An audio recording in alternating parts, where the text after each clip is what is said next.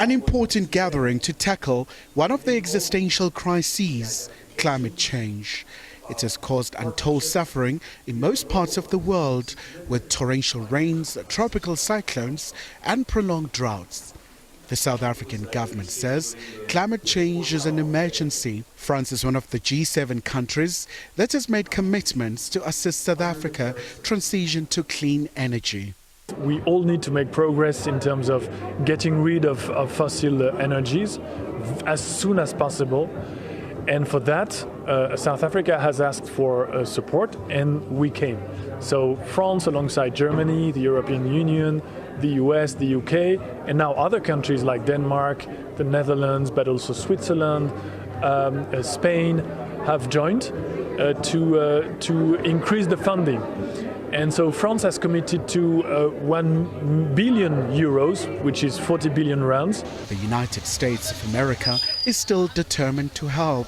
We are mobilizing significant financial resources to support South Africa's progress from coal to renewable energy, ensuring that this transition is both just and inclusive. This partnership addresses the social and economic impacts of energy transition and helps South Africa meet its nationally determined contributions under the Paris Agreement.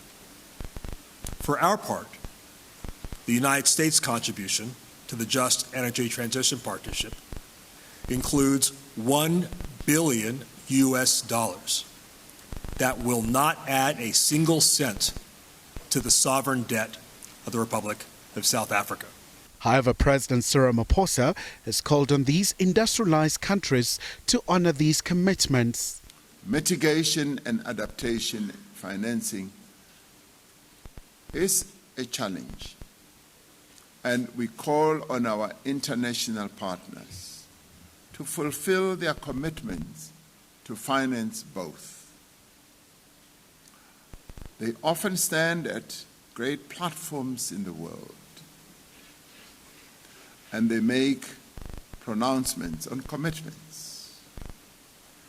And we in the Global South, who suffer the most from the effects of climate change, most of which originates from those developed economies that caused the greater part of the climate change that we are suffering.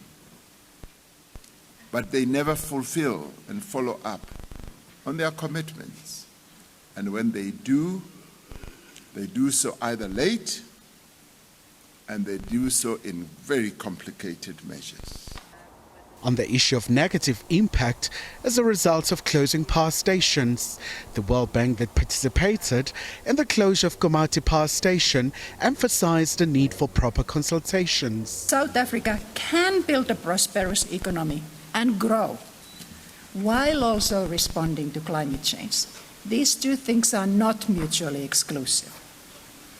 But this depends on the extent it shifts from coal to low-carbon fuels and addresses risks from rising temperatures. The second message is that low-carbon transition must be people-centered. It must create jobs and protect the poorest. Khumalo, SABC News, Pretoria.